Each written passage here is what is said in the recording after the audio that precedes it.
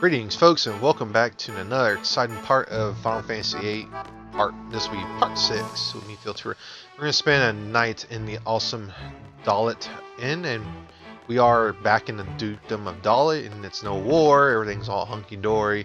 People are out and about. Galbadia is not in the town. They are in the mountainside. We'll talk about that when we get there. But if we spend a night here, we can go ahead and find an issue of the Timer Maniacs in the room.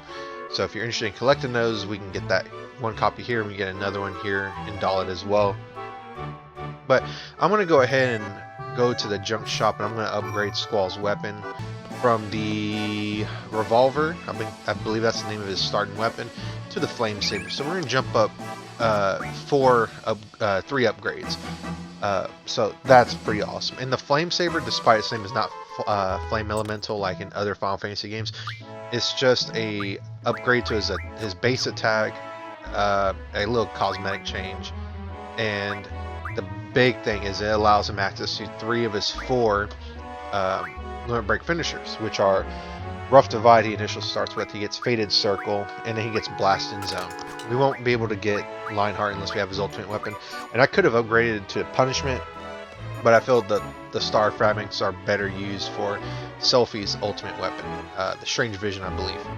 So I'm not going to worry too much about that. And plus, the Punishment's only 4 points stronger than Flame Saber, which is pretty minuscule to me. We can easily make that difference up by using Effort Strength bonus ability. This guy, we're going to want to play cards with twice, once in here and another in his room. And this is the other issue, Timer Maniacs, I was talking about. If I can just get Squall to pick it up. And this gentleman here has the Siren card. And Siren's card isn't super duper it's a useful card to play with, but its items that you get from it are not super important. If you mod it, the items you get from modding are super important. You'll get 3 status attacks, which you already have 1 user status attack, which is the one who has Siren. But having all 3, kind of is neat. You can, well, not neat, but you can actually break the game even more with some status elements. Particularly Break, which petrifies, Confusion, and then Sleep. I find that a lot of enemies are susceptible to those 3. And then you can also have Berserk in there as well, as you can render a lot of enemies kind of super weak with those 4 status elements. But once you beat him, he'll go into his private room and he'll invite you. And Squall's like, yeah, why not? I like playing Triple Triad. Which, in my opinion, Triple Triad is the best card game we've ever had in a Final Fantasy game. That's my opinion. In his room, in this little first set of magazines, you can examine them for some random items. But the one random item that is the one you really want to go for if you're into completionist kind of stuff is you just keep going back in and out of the room to refresh the items that are in that magazine. The one that you're looking for is an Occult Fan number 2 magazine, which we got the first one from the library in Galbadia Garden. But you get the second one here. And these magazines, I may not have said it yet, but you will get, and he'll give you a lot of free cards here once you beat them and you come in here. But the those magazines, the Occult, I can never pronounce that word, Occult Fan magazines, they give you clues on how to get Doom Train, which is another Guardian Force that you'll get late in the game. So I already got the magazine there. And this one talks specifically about Marlboros, not Marlboro, but Marlboros, and they're in Esthar, Esthar. We'll talk more about it because we will actually be introduced to that country here in this part. But challenge him in this room, and he'll use Siren in his in his hands. So Siren is strong on the top and right numbers. So if you can get him to play that card in the numbers that are not super strong like the ones on the left and the bottom, Siren will be easy card to take out. But after you play Siren, again, if you play pretty defensively, aggressive defensively, if that's even a thing, he's super easy to go down. So right here, play defensively, he'll open himself up, especially if you have a lot of strong card like I do, and you'll get Siren, no problem. And Siren is a level 8 Guardian Force card, I believe. So with that, we got Siren, and then we're going to go ahead, and I believe we're going to go back into the mountainside where the communications tower is, just to check up there, but there's absolutely nothing to do there. Um, really, it's just there if you want to see a little fun scene. It's kind of a shame that you can't really just go in there and kind of like spy on what they're doing with the communication tower. I mean, I just imagine since they already have it on, they're not gonna really do anything with. But that was something that's one of the things that I'm disappointed in Dollet. I wish they could have had a little bit more stuff going on here. I don't know, like some kind of side quest that gets you kind of powerful item, not like a game-breaking item per se, but just a very nice item. And I don't know. Oh yeah, I'm going in here to save my game because I got Siren's card. So I'm gonna go in there and save, and then we're going to go into the mountainside. But I think right here, what I'm doing, I'm checking all my guardian forces, make sure that they're all learning an ability that I want them to learn. And Zell does not have any of his stuff on. No, Zell did have some of his stuff on. I think I was looking at a different party member. But I'm going to go ahead and stick with Selphie and Zell. We're going to go into the mountainside because, you know, they were the ones in this field exercise. And I'm just looking around here as I knew there was a draw point. But it's just silence. Silence is not a super duper useful status element in my opinion. So if you talk to this soldier, let's say it's off limits, but if you approach him twice, he'll have sort of a cramp muscle spasm thing like Laguna does, and he'll pass out. And you can go in here. And the only enemy encounters that you'll find here are just Galbadian soldiers. And I believe once you get into the mountainside, you will find like Condors and enemies that we've already encountered. So if you see me skipping some fights, that's what they are. Nothing too important here. And this is the only scene that you'll get. So if you try to approach the communications tower, this Galbadian soldier will stop you. He says authorized personnel only. If you just keep pushing him, he'll bring out another spider bot. But these are not super duper intelligent spider bots. Like that one just fell down the mountainside.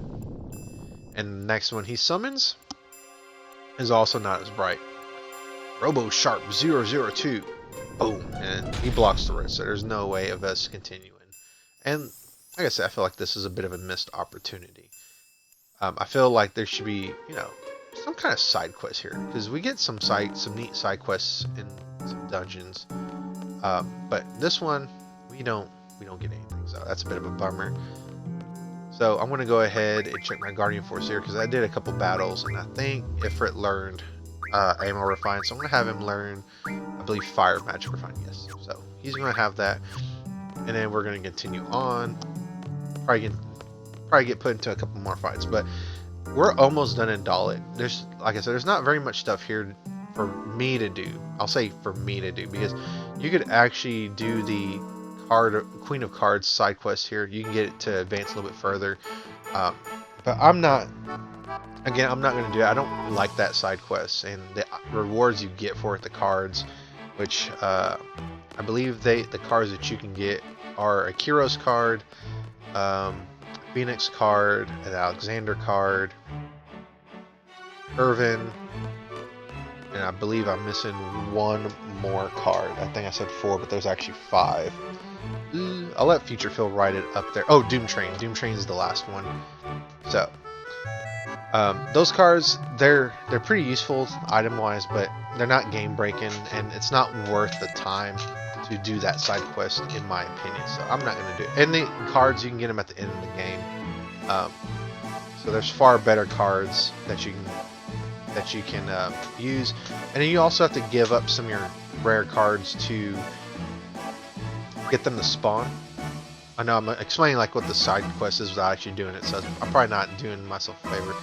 But long story short, you have to lose some of your cards to the Queen of Cards, and it'll unlock some more rare cards in the world to very specific people in the game.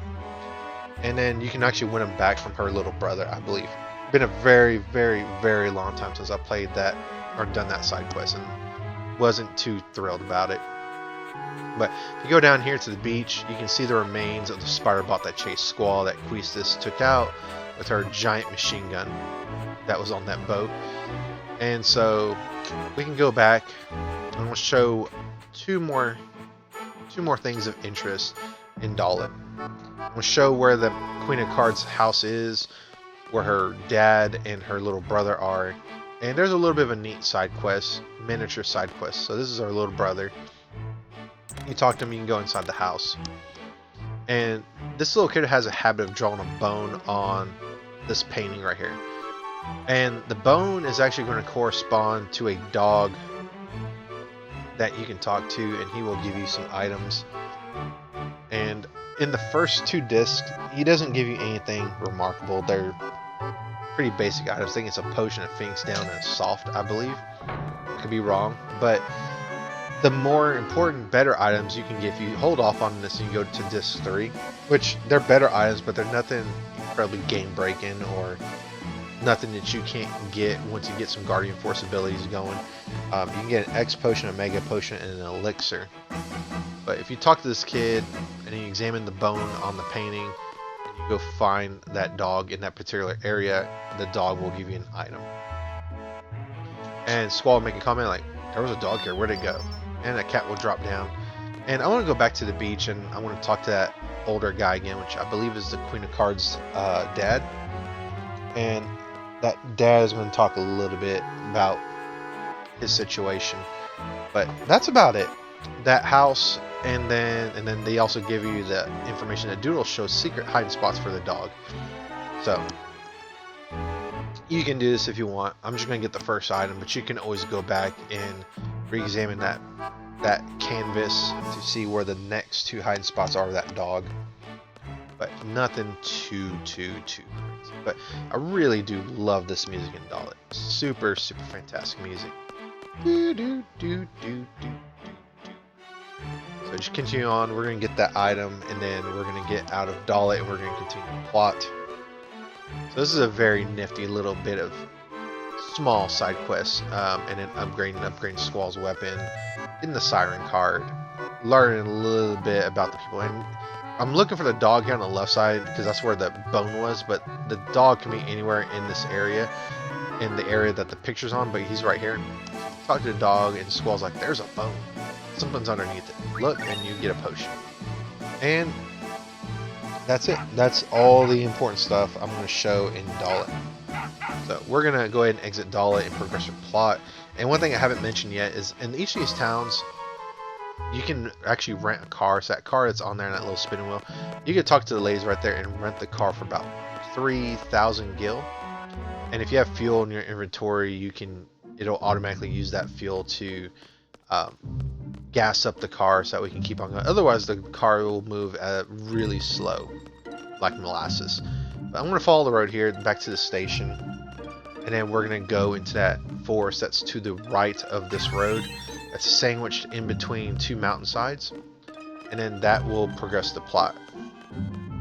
And then we'll get some interesting, very interesting story right here. So I'm going to go ahead and go in this forest, and then Renoa and Quisus are already here, and we're going to get some interesting dialogue here. So we're not too far from Galbadia Garden, and the party is going to talk about what kind of action Galbadia might take towards Garden.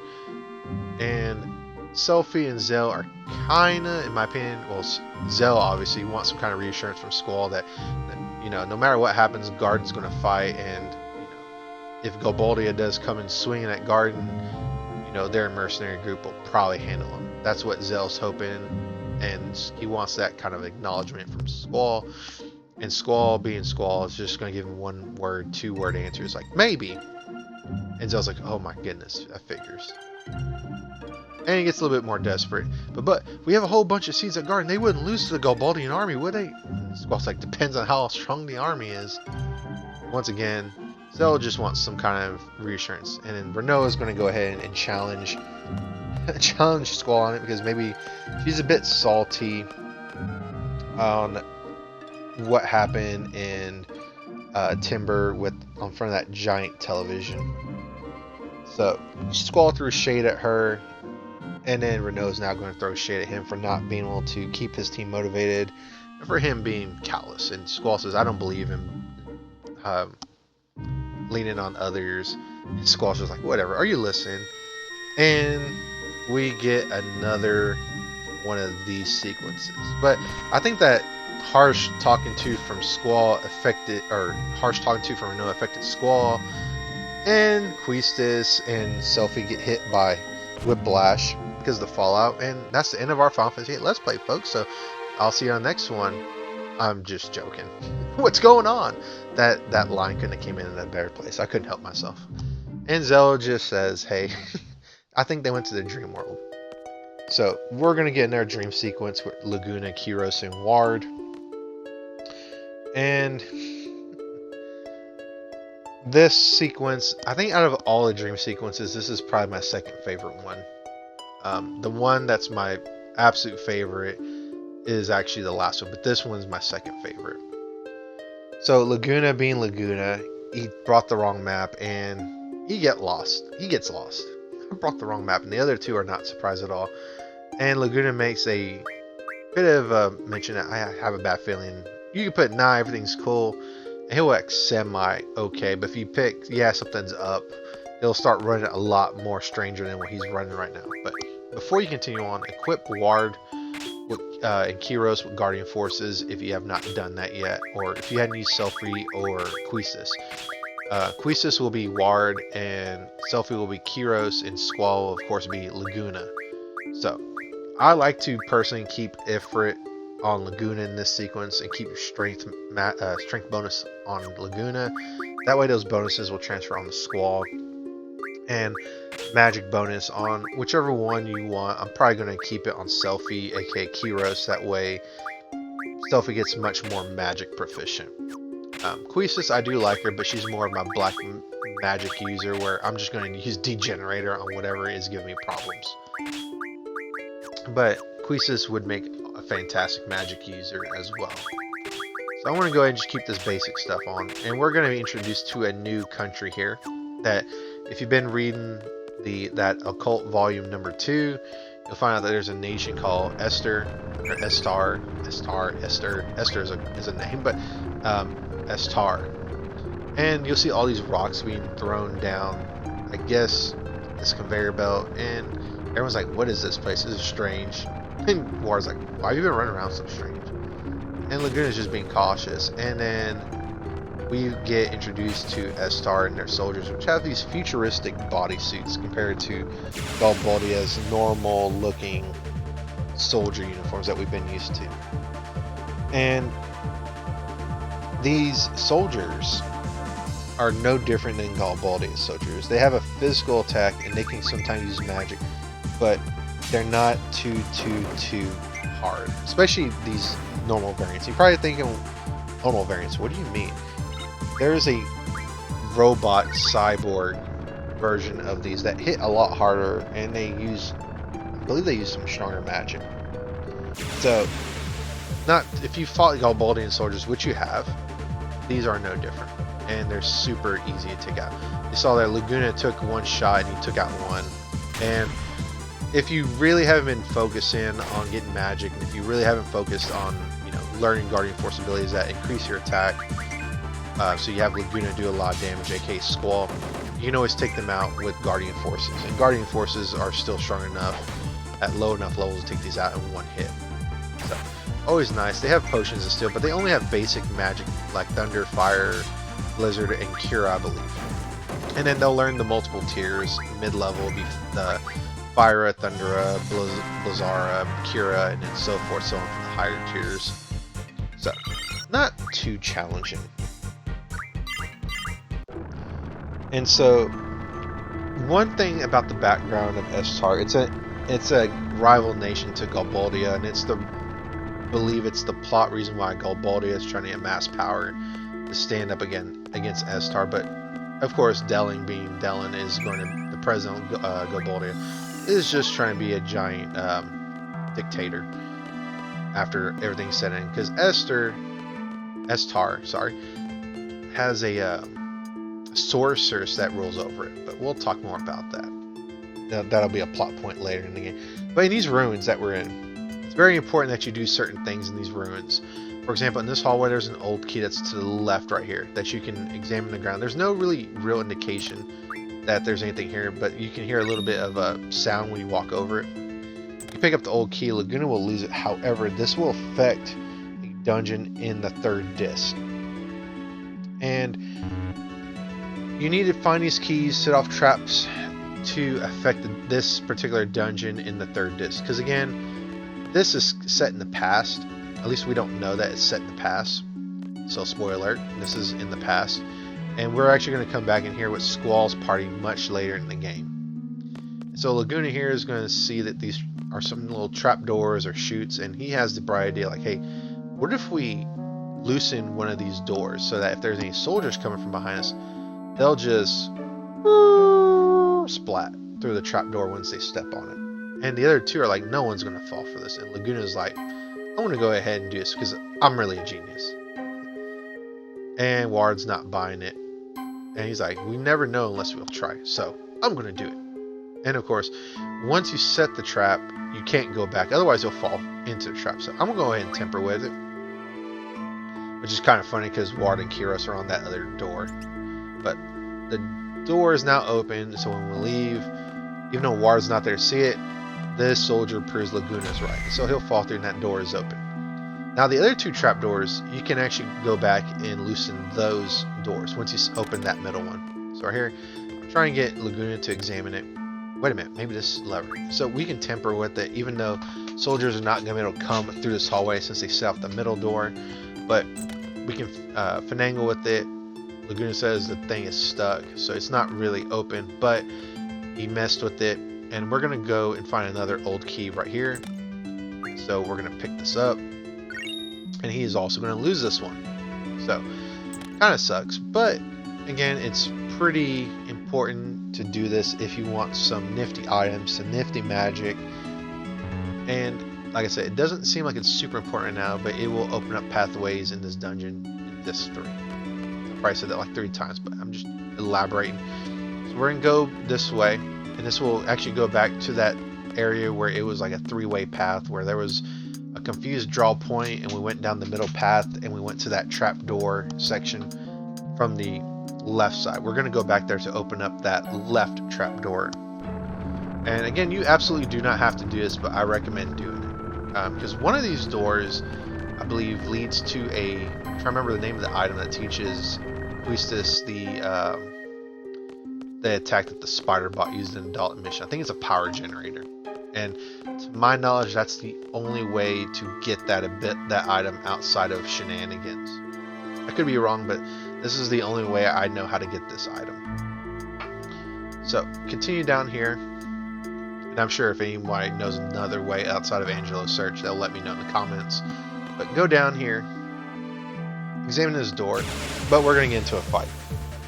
Because all the fights we've been getting into is just being Esthar soldiers. But this right here, this is a Jesper. And Jespers are very dangerous because they have the degenerator blue magic. And they can eject one of your party members out of the battle with it. It's an ability that you can give Priestess if you have the black hole item. And Jespers, they have shell and protect at low level. At higher levels they'll have float and confuse.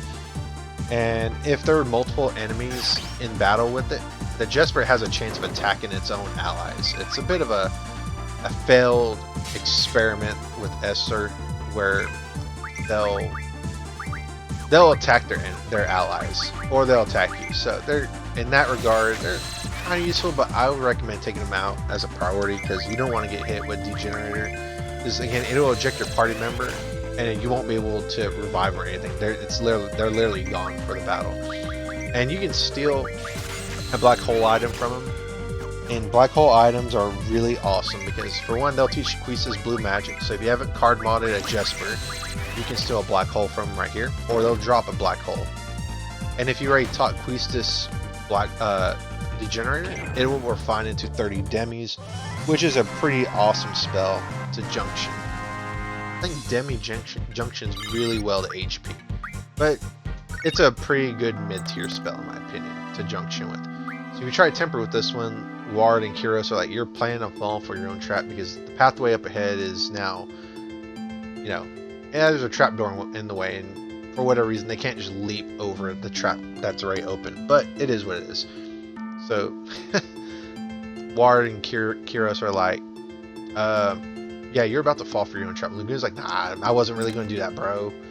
But once you do that, the trap is technically set, and I'm putting air quotes in there, and it's like technically, because once we do the next thing in this dungeon, those trap doors will open for us, and that's what we want. So we're gonna go back the path we came in here to. I cannot talk. We came into this path from, sorry, and we're gonna follow it back so we can continue through this dungeon and get out of this dream world.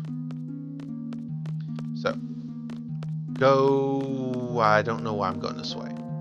Oh, no, I remember now. This is the way I need to go to go back. I'm thinking that one of those 3 pathways is the way I need to go. But so go back this way, go down the ladder. Sorry about that. And then go down here. We get to the bottom, and then Laguna will have a little bit of a leg cramp moment here. So go, and then, ouch! What's wrong? My leg cramped up. Whew, it's fine now. I'm so out of shape, got stretched before exercise. That last battle we had doesn't really count as exercise. What? Did you say something? No.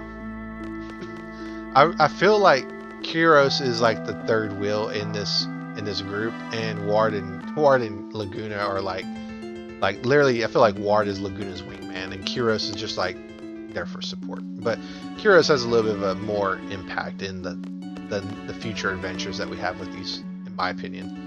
I feel Ward is super strong in the first 2, and then Kiros plays a much more stronger role in the next 3 dream sequences with Laguna, considering what happens to Ward here.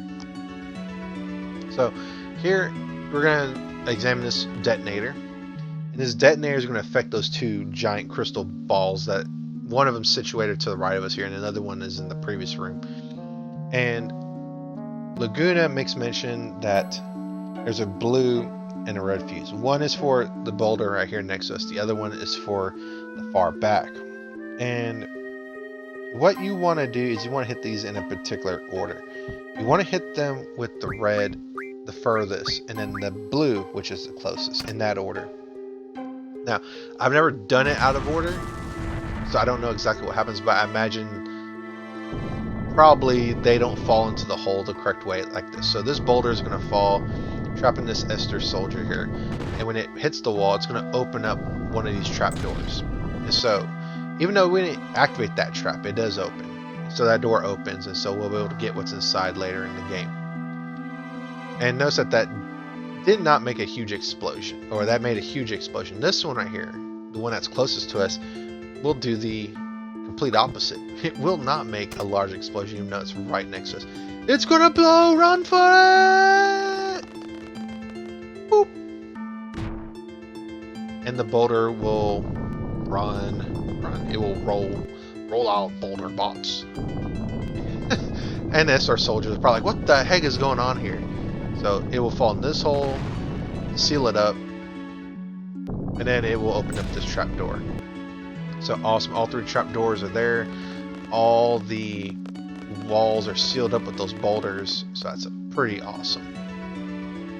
So we're gonna go ahead and continue on. Laguna's like, see, I told you it wasn't all that powerful. So go in here, and we're gonna be in a bit of a, I think this room is a bit of a pink hallway, I believe, if I remember right. Yes. There's an enemy type you can encounter here that's called an Elastoid, and Elastoids are weak against thunder magic, and they're a pretty an easy enemy to beat. I know you're probably thinking, where is it at? And well, here it is. You can summon Quasicult, and Quasicult will probably wipe this out with one summon. And they're a really easy enemy to beat, and their magic pull consists of Dispel at a low level and then stop at mid, Meltdown at mid and high level. Now, an interesting fact about Elastoids is you can steal some pretty useful items from them at any level group or level tier that they're on. At the low level, you can steal Dynamo Stones, which can refine into 20 Thundagas, which is a very powerful thunder spell. It's the highest tier thunder spell you can get. And then at higher levels, you can steal laser cannons, which can teach Queesus the Home and Laser ability, which you'll be able to get one from a boss fight later in the game if you don't want to steal it from here or later. Those items can also refine into 5 pulse ammo, which is what I used back in the day to get Squall's ultimate weapon, before I realized that you don't want to over level your characters early on in the game or throughout the game. So if you come in here with a very high level, you can get pulse ammo from these things by stealing the laser cannons and refining it with Ifrit's ability, the ammo refine. So that's certainly an option. And the last swords do not hit hard at all. Again, just use Thunder Magic or summon Quasicult, and there's me stealing the Dynamo Stone. I'm trying to buy myself a little time, draw magic so that way Ward can steal that Thunderstone. Dynamo Stone. This isn't Pokemon. So again, attack it however you want, and then at the higher levels, actually mid and higher levels, it'll act all kind of cattywampus, where it'll, I don't know where it came from. It's been a long time since I used that word, cattywampus. But it'll start flailing its arms about, shooting lasers in the whole place. But you can card mon it, which is what I do, is I don't want to level up.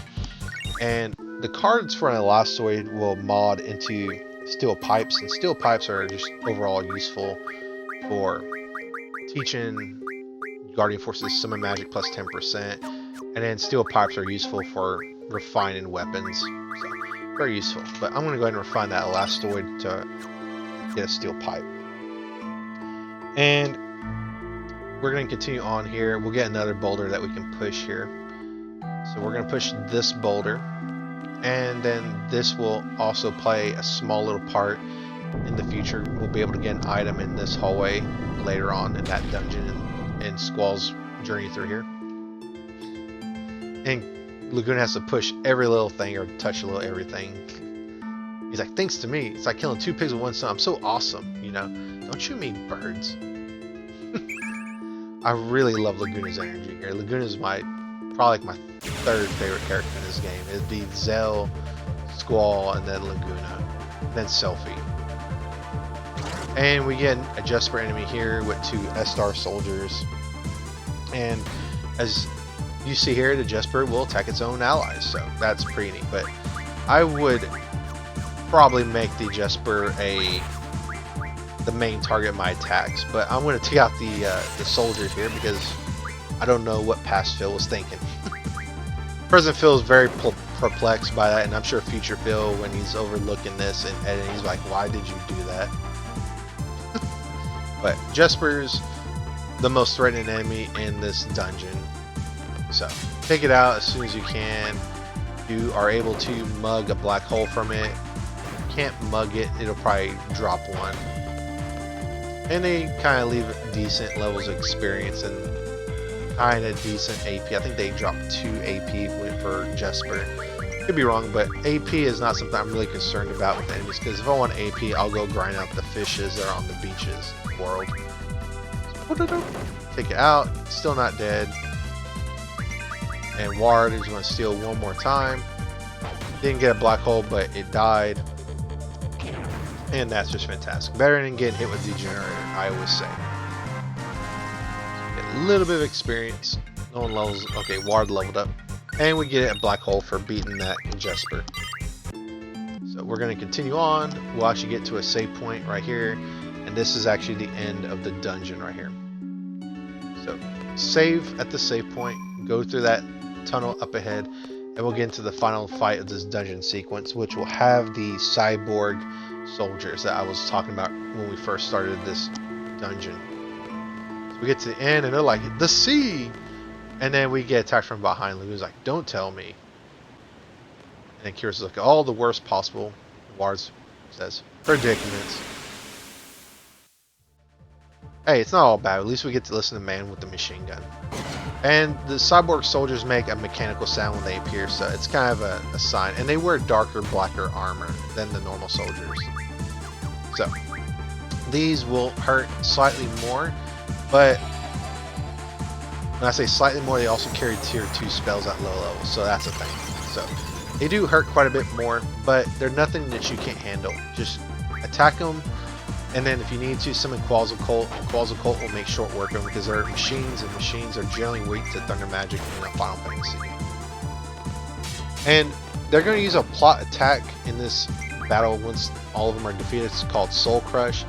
They will aim it at Kiros, and they will aim it at Ward, which will lower their HP to 1, and it will leave Laguna alone.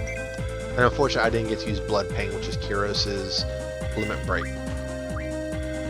And so with that, we are going to be exhausted, beaten, because Laguna's carrying his men to the edge, and they're like, it's the sea, we can escape to Galbadia.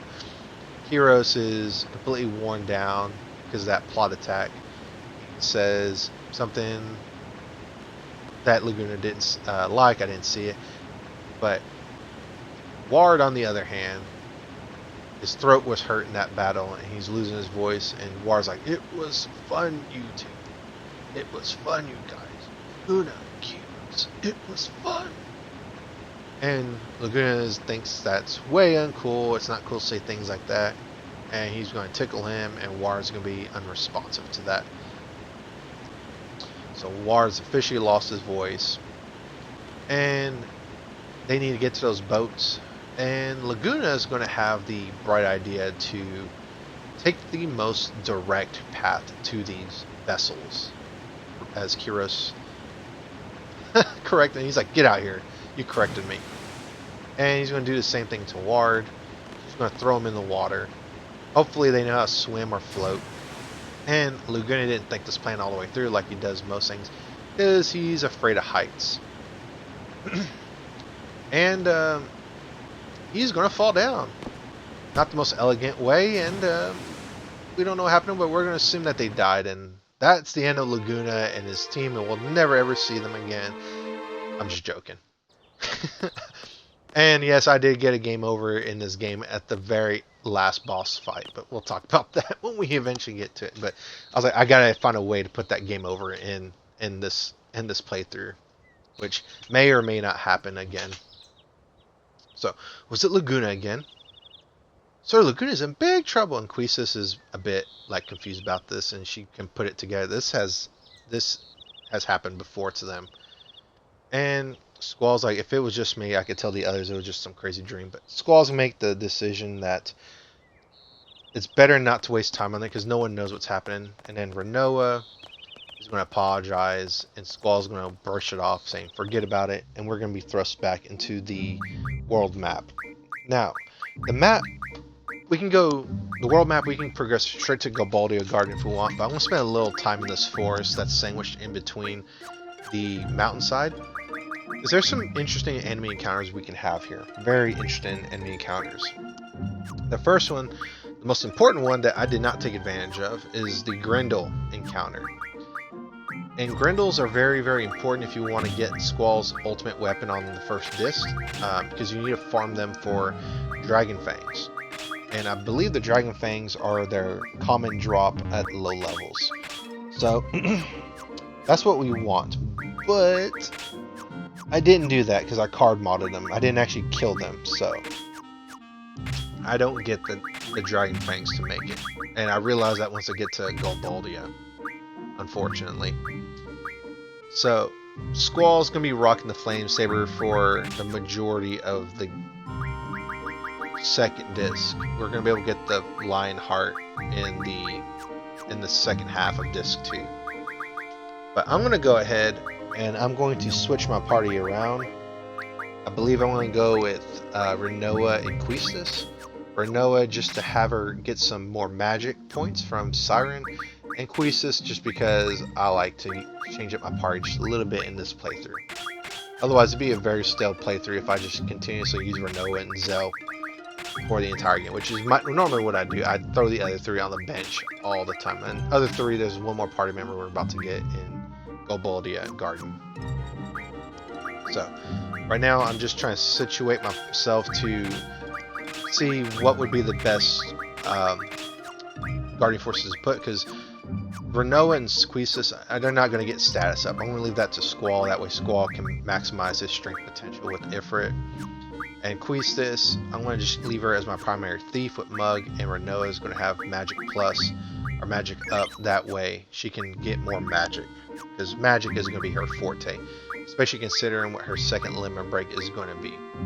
Diablos, I'm going to have it learn, I believe, Encounter None, I believe. Yes? Yeah. Which seems like a waste in this version of the game, because you can actually have a option to turn off all enemy encounters. with a not Guardian Force ability. But if you want to encounter a Grendel, you want to hug the mountain wall while you're in the forest. And I believe this is a bit of a programming error because these Grendels are actually found on the mountains, I believe. It's been a very long time since I've been on top of these mountains. But the Grendel is going to appear in the forest if you hug the mountain. And Grendels, they hit pretty hard. They're weak to earth and wind magic, which you probably will not have unless you hard modded some cards to get Dino Bones and Windmills or Sheer Feathers.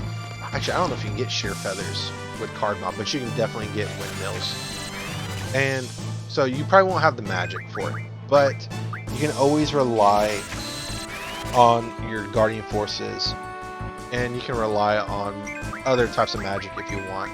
But you see, I want to card mod this Grendel, or card this Grendel to get its card, which is not what you want to do if you want to get Dragon Fangs. I should not have done the card, and I beat myself up over this.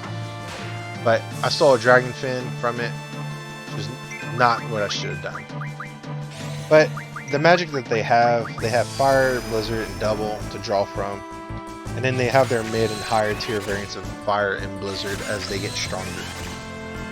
So, pretty strong enemy. They drop pretty decent experience. I think they drop enough experience to get like... I think they drop like 500 experience, especially if you take them out with a physical attack. I want to say. They drop quite a bit of experience because they're considered a dragon enemy. Dragon enemies tend to drop quite a bit of experience. Quite a bit of AP, especially Ruby Dragons and Blue Dragons. I haven't fought Hexen Dragons in a very long time, but I'm going to go ahead and keep trying to card this enemy because I don't want the experience, but I forget in doing that we can't get Dragon Dragons. Shame. And then another thing too, if you can get Quisus to a yellow HP amount, you can breeze through this really easy with Degenerator. So that's also something you can do, a tactic if you don't want a physical attack or use my Windows sound went off there or Guardian Forces. This is a Cockatrice, and a Cockatrice has a pretty nasty attack that's called Breakbeak, and Breakbeak can petrify you, but the reason why I think Cockatrices are very important is because they can actually drop Cockatrice pinions, whatever, their feathers. And their feathers actually will refine into, I believe it's 20 break spells. And break is a very good junction magic or a status. If you junction it into your status attack, a lot of enemies can be petrified in this game. A lot of powerful enemies can be petrified. A lot of enemies in ground can be petrified, but that's why I think break is one of the best, if not the best, stats element if you just want to make a low level run. Because I think even if you petrify an enemy, you don't get all the experience. You get only just enough. But you get some from the damage you deal. But I could be wrong on that. But break is one of my favorite magics to junction. And then another enemy type that we're going to encounter here is the Wendigo. I don't know if we encountered Wendigos yet, but Wendigos are physical attackers who are awesome to farm steel pipes from. You can steal steel pipes from them, but if you card mod them, you don't get steel pipes. You get steel orbs from them. But they carry Berserk magic, and Berserk magic, I think it's a pretty good stats element. I say it's like the fourth most useful stats element. Not just for attack, but for defense as well. Some enemies you don't want to get berserked by, and so I generally will keep that on a stats defense slot, especially when you go farm Malboros with their bad breath ability. So that's one of the things I will junction on my party members. And other things that you can get from the I'll say Malboros. The Wendigos, when there's steel pipes that you can steal from or win from them. The steel pipes can be refined into Berserk magic. They can be refined to Aura Stones, which Aura Stones are very broken. But more importantly, those steel pipes can be used to improve your weapons. And if you can blind them, they're going to be insanely weak. And then we're going to go ahead and get into a not so unique encounter, but this is the first time we encountered two Alacondors. Nothing too special. They have venom fangs when you steal. They're pretty powerful physical attackers. They're weak against blizzard magic, so Shiva will probably be your guardian force to use here. They'll have fire and cure, and then on their mid levels they'll have Fyra, Kira. I think they have one more magic, but I think their high levels they have Bio with Kiraga and Faraga, I believe. So nothing too crazy here. I'm gonna go ahead and card them and go ahead and take care of them that way. Again, I don't want to get so much experience. I want to stay at a kind of low level until I get all my stat up abilities. And I like to break the game even more than what I'm trying to do already with getting higher base stats. So I'm gonna go ahead and cast some cure magic. And by casting cure magic, I mean drawing it, which you see it didn't do jack didn't squat. So I'm gonna try to card these enemies. That one didn't help. I need to weaken it just a little bit more. So I'm gonna have Squall. Draw more fire magic. Have Priestess hit it. I'm thinking that if I have Squall hit it, he's gonna take it out. I don't want to do that. So I'm gonna keep on doing this pattern to where I have Squall draw fire magic, and now I have Priestess hit and a Renoa card. And one thing about having Squall draw this fire magic is I can refine it from the low level fire spells to the mid tier Fyra. And Fyra Junction's a little bit nicer. So do you have to do that? No, but I'm going to go ahead and do it. But I'm going to go ahead and card that, and I get two Alacondor cards, which they will refine into Venom Fangs, which will refine into Bio spells if I really want to do that. So continue on, we're going to get one more unique encounter here. Ochu. And Ochu are... They remind me of the younger brother of a Malboro. And a Malboro is an incredibly difficult enemy to beat if you're not prepared. But Ochu can have an ability that's kind of like that, called Ochu Dance, which gives quite a few stats elements, but not anywhere near the amount of abilities that Bad Breath from a Malboro will do. So it has Silence Magic, which is not very useful. You steal from them, you can steal Ochu Tentacles, and Ochu Tentacles are useful for upgrading Priestess's weapon into, I can't think of the name of the weapon. It's not the Slayer's Tail, I don't think, because the Slayer's Tail is her first tier weapon. It's actually going to be the Red Scorpion. The Red Scorpion is her third tier weapon that you need Ochu Tentacles with. And unfortunately, you need Dragon Skin to upgrade that, and you have to get that from Blue Dragons, or you have to get it from high level Alacondors. But they also drop pretty good experience. They drop kind of decent AP, but they're a bit of a pain, and they'll use status elements out of the wazoo. Slow is going to be the one that is most annoying. Blind, you can kind of circumvent it with Guardian Forces and Magic. You can equip Magic. And then if your characters are kind of like pulsating this black aura around them, they're cursed, which means they will not be able to use their limit breaks. So that's also an unfortunate consequence of getting hit by some Ochus of stats elements. But yeah, at higher levels they'll have an attack called Drink Magic that can remove magic from you, so there's that too. But I won't encounter Ochus at that higher level. So with that, we're done, and I'm gonna go ahead and in the middle of all that training, we actually learned some interesting Guardian Forces ability. We had Siren learn Move-Find, Quasicult learn Defense, Elemental Junction, Diablos learned Status, Magic Refine, and we got some Ochu Tentacles in the middle of that off-screen training that I did. And so I'm going to refine some magic, and that will be the end of this part. So you're going to see me do that right here.